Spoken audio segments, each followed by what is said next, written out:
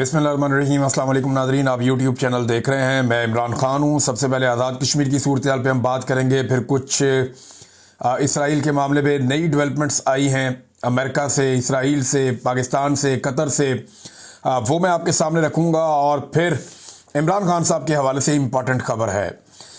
सबसे पहले आज़ाद कश्मीर में बात करते हैं, लेकिन मेरी आप सबसे गुजारिश है और एक दरख्वास्त है ज़ाती हैसियत में कि हमारा मुस्तफ़ा बीमार है, तारिक मतीन भाई का बेटा, और वो काफ़ी लंबे अरसे से बीमार है।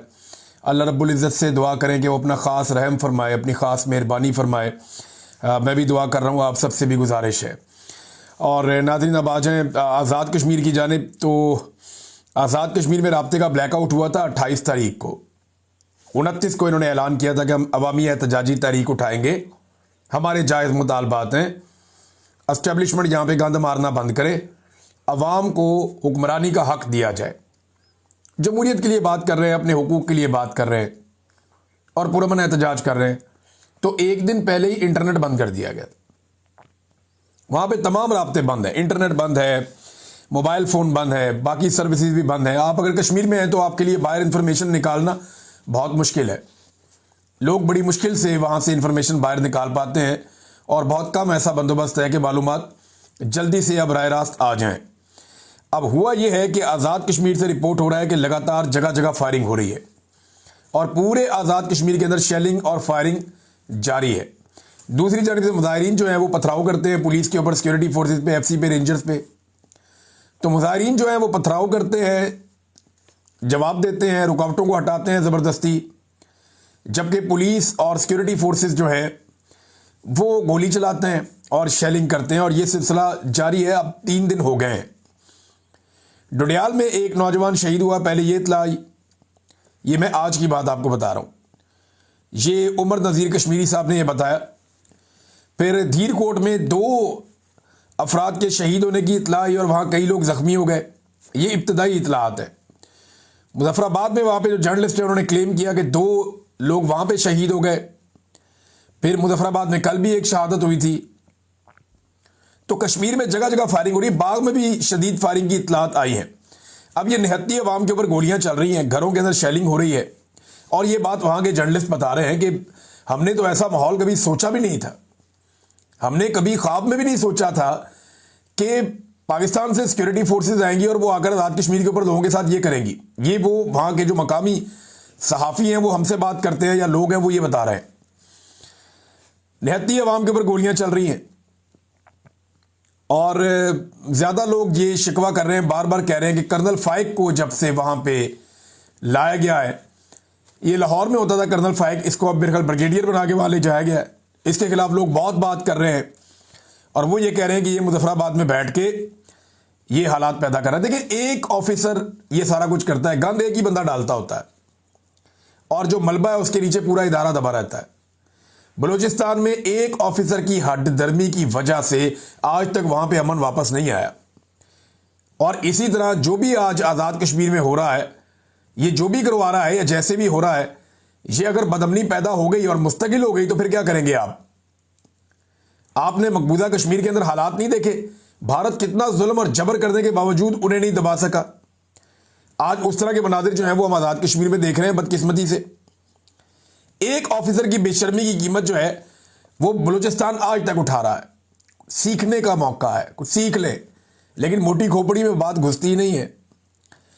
अब नाजरीन, जो मुतज़ाद इतलात आ रही हैं और अनकन्फर्म्ड इतलात है, अभी तक ये कन्फर्म नहीं है, लेकिन जो एक तंजीम है अवामी एक्शन कमेटी, उनके जो पेजेस हैं उनके ऊपर जो खबरें आ रही हैं वो बड़ी खौफनाक हैं। और ये जो खबर है ये सुराब बरकत साहब ने भी शेयर की और कुछ लोगों ने की।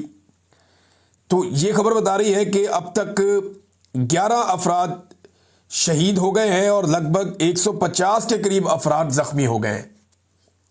ये इनको गोलियां मारी गई हैं। और अगर ये हो गया तो इसका मतलब है तो 26 नवंबर वाला काम हो गया आज़ाद कश्मीर में भी। कश्मीर में और पाकिस्तान में फ़र्क ये है कि पाकिस्तान में गोली चलती है या गोलियां चलाई जाती हैं तो लोग वो जगह छोड़ जाते हैं, वहां से अपने जख्मियों को उठाते हैं, वो जगह खाली हो जाती है। लेकिन आज़ाद कश्मीर में लोग इलाका खाली नहीं कर रहे। لوگ اپنے زخمیوں کو ہٹاتے ہیں, تھوڑا پیچھے ہٹتے ہیں, دوسری طرف سے پھر آتے ہیں, کیونکہ وہ ہر حال میں اس لڑائی کو جیتنا چاہتے ہیں. وہ یہ چاہتے ہیں کہ پرامن طریقے سے ریاستی جبر کا مقابلہ کرتے ہوئے کسی نہ کسی طرح اپنے حقوق حاصل کر لیں. ایک طرف مذاکرات کی بات کی جاتی ہے, دوسری طرف اسٹیٹ بلٹ چلائی جا رہی ہیں, لگاتار گولیاں چل رہی ہیں, اور اس کے اندر باقاعدہ اب تو ویژولز آ رہے ہیں کہ لاشیں پڑی ہوئی ہیں, بندے اٹھا کے لے جائے جا رہے ہیں. ایک جگہ سے ویژولز آئے, وہاں پہ وہ پولیس والے کو گولیاں لگ گئی. ایک دو پولیس والوں کو بتایا جا رہا ہے, ایک کے تو ویژول بھی میں نے دیکھے, اس کو گولی لگ گئی, وہ بیچارہ پڑا ہوا ہے وہاں پہ, اور جو مظاہرین ہیں وہ اسے اپنے کاندھوں پہ اٹھا کے اسپتال پہنچا رہے ہیں. اور مظاہرین نے بتایا کہ جناب یہ پولیس والا ایف سی کو منع کر رہا تھا کہ گولیاں مت چلاؤ, ایف سی نے اتنی گولی چلائی اس کو بھی گولی لگ گئی, اور اب یہ پولیس والا ڈال دیا جائے گا مظاہرین کے کھاتے میں جو اس کو اسپتال پہنچا رہے ہیں. جو عوامی ایکشن کمیٹی کے ایک رہنما ہیں انہوں نے بتایا اور میڈیا کے اوپر بتایا کہ سی ایم ایچ کے اندر ہم لے کر گئے اپنے زخمیوں کو, ڈاکٹروں نے علاج کرنے سے انکار کر دیا, اور ان زخمیوں میں سے بھی ایک شہید ہو گیا. اور وہ سر پکڑ کے بیٹھے ہوئے تھے کہ یہ کیا ہو گیا, ڈاکٹروں نے تو حلف لیا انسانی جان بچانے کا, وہ کیسے کہہ سکتے ہیں کہ ہم اس کا علاج نہیں کرتے اور ہم اس کا خیال نہیں رکھ سکتے. اب وہ بندہ شہید ہو گیا, اس کے اوپر بھی بڑا غم و غصہ ہے. بار بار پولیس والے بھی منع کر رہے ہیں, لیکن سیکورٹی فورسز جو باہر سے آئی ان کو سمجھ نہیں آ رہی. اسلام آباد پولیس کے بہت سارے اہلکار یرغمال بن گئے, شہریوں نے ان کو پکڑ لیا. وہ ڈرے ہوئے تھے, لیکن اس کے بعد شہریوں نے ان کو بحفاظت وہاں سے نکالا اور اسلام آباد کا رستہ دکھایا کہ جناب آپ اسلام آباد واپس جائیں, آپ کا یہاں کوئی کام نہیں ہے. ہم یہاں پہ احتجاج کر رہے ہیں یہاں کی جعلی حکومت کے خلاف, اور ان سے ہم اپنا حق لیں گے. آپ کو یاد ہوگا ناظرین, اسلام آباد میں جب 25 نومبر کی رات قافلہ پہنچ رہا تھا, 25-26 کی رات, تو اس وقت خبر آئی تھی کہ 4 رینجرز اہلکار ہمارے جو ہے وہ شہید ہو گئے. اب ہمارے جو رینجرز اہلکار وہاں پہ شہید ہوئے تھے نا, وہ ایک تیز رفتار گاڑی نے ان کو ٹکر ماری تھی اور حادثے کے اندر شہید ہو گئے تھے. بعد میں وہ لڑکا بھی پکڑا گیا, اس کا پاکستان تحریک انصاف سے تعلق بھی کوئی نہیں تھا, اس نے اعتراف جرم بھی کر دیا, وہ معاملہ بھی ختم ہو گیا.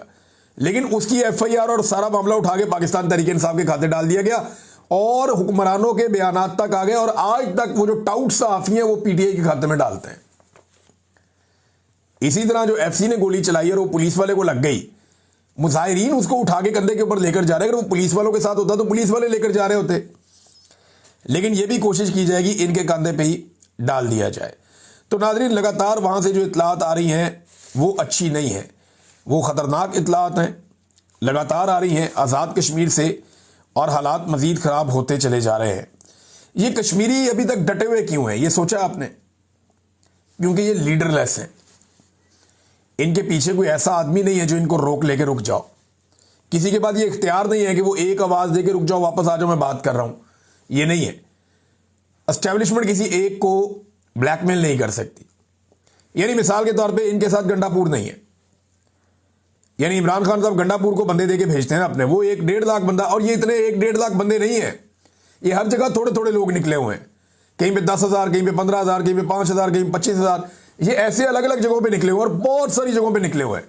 تعداد تو ان کی بہت زیادہ ہے, لیکن ابھی یہ اکٹھے ہو رہے ہیں, مظفر آباد کی طرف آگے بڑھ رہے ہیں, اور سرکار پوری کوشش کر رہی ہے یہ مظفر آباد میں داخل نہ ہو سکے, کیونکہ سرکار یہ جانتی ہے کہ جب یہ مظفر آباد میں داخل ہو گئے تو ان کے پاس لاشیں ہیں اب, اور ہم نے ان کو لاشیں دے دی ہیں, یہ بہت غصے میں ہیں, تو ان کا مقابلہ نہیں کیا جا سکے گا.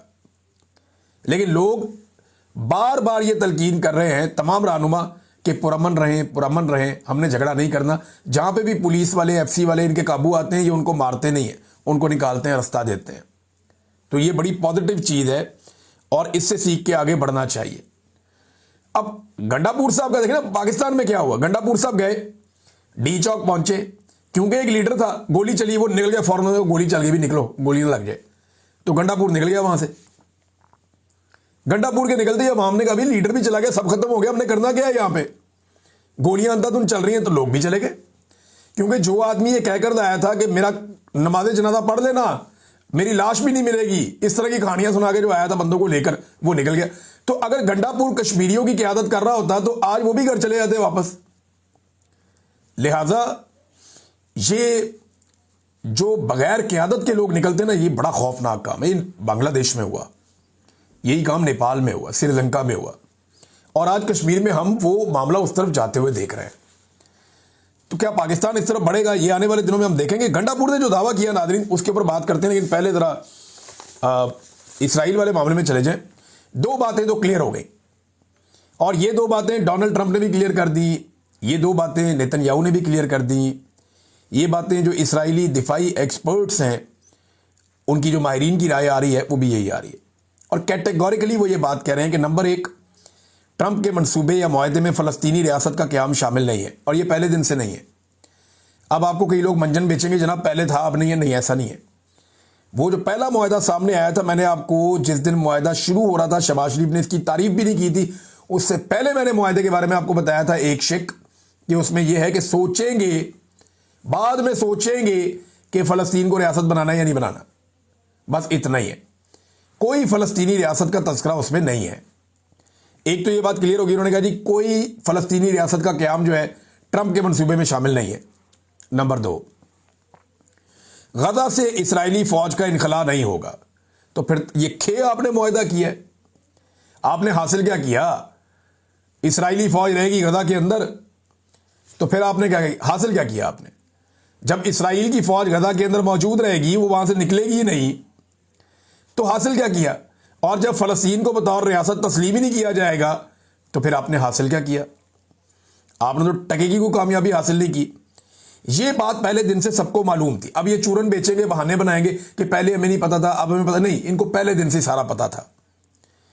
ट्रंप ने भी लगभग ये बात पहले कर दी हुई थी, और ये अखबारात में छप भी गई हुई थी।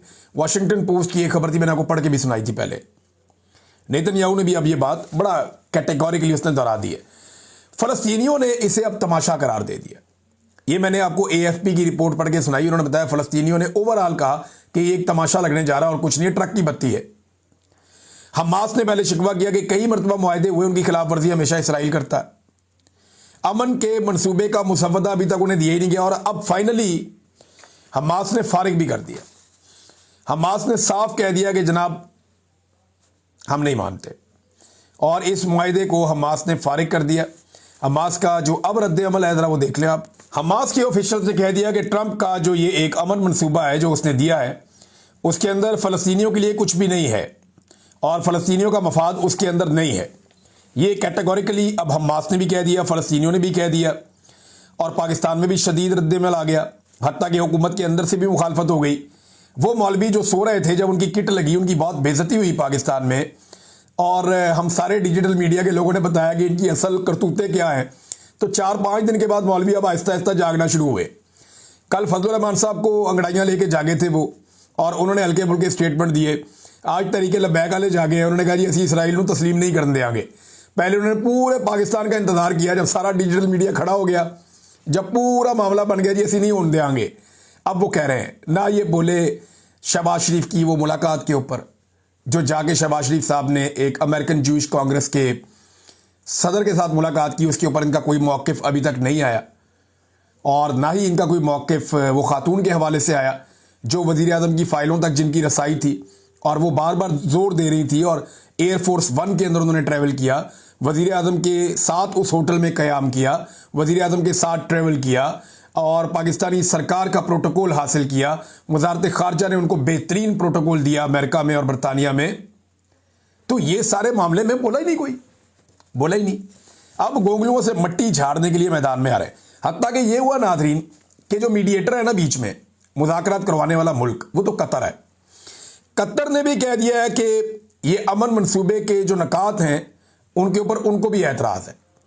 उन्होंने कहा जी बहुत सारे नकात ऐसे हैं जिन पे वजाहत और मुज़ाकरात की ज़रूरत है। अभी तकाजा है इस बात का कि उनके ऊपर मुज़ाकरात भी किए जाएं मज़ीद, और वजाहत भी दे अमेरिका के ये हो क्या रहा है। हमारे वज़ीर आज़म ने पहले दिन गेम चक दी थी पकड़ के। आप अंदाज़ा करें कि सारी दुनिया अब आहिस्ता आहिस्ता कह रही है ये गलत काम हो गया। जो फ़लस्तीनियों की तंजीमें पाकिस्तान में दुनिया भर में, वो कह रही है गलत काम हो गया, ठीक नहीं हुआ, ये किस तरफ आप लेकर जा रहे हैं। लेकिन पाकिस्तानी वज़ीर आज़म ने और आर्मी चीफ ने पहले दिन तय कर लिया एस्टेब्लिशमेंट ने कि नहीं जी नहीं, हमने तो ट्रंप साहब के कहने के ऊपर लब्बैक कहनी है। इन्होंने लब्बैक कह दिया और अब मुकरने का रास्ता भी नहीं छोड़ा। अब जाके डार साहब कहते हैं नहीं नहीं, ये तो वो मुआहदा नहीं है जो हमारे साथ बातचीत हुई थी, ये तो कोई और चीज़ है। डोनाल्ड ट्रंप अब इनको नहीं छोड़ेगा, ये फंस गए दोनों तरफ से। इधर अवाम नहीं छोड़ेगी, उधर डोनाल्ड ट्रंप नहीं छोड़ेगा। क्योंकि डोनाल्ड ट्रंप के साथ बंद कमरों के अंदर जो ये वादे करके आ गए हैं ना, मीठे मीठे मुंह बना के, हाथ बांध के, और जितनी गेम डोनाल्ड ट्रंप की ये उठाए हैं, डोनाल्ड ट्रंप की तो खुशियां ही खत्म नहीं हो रही। उसकी पूरी जिंदगी में कभी किसी ने उसकी इतनी खुशामद नहीं की जितनी ये पाकिस्तानी वफद करके आ गया।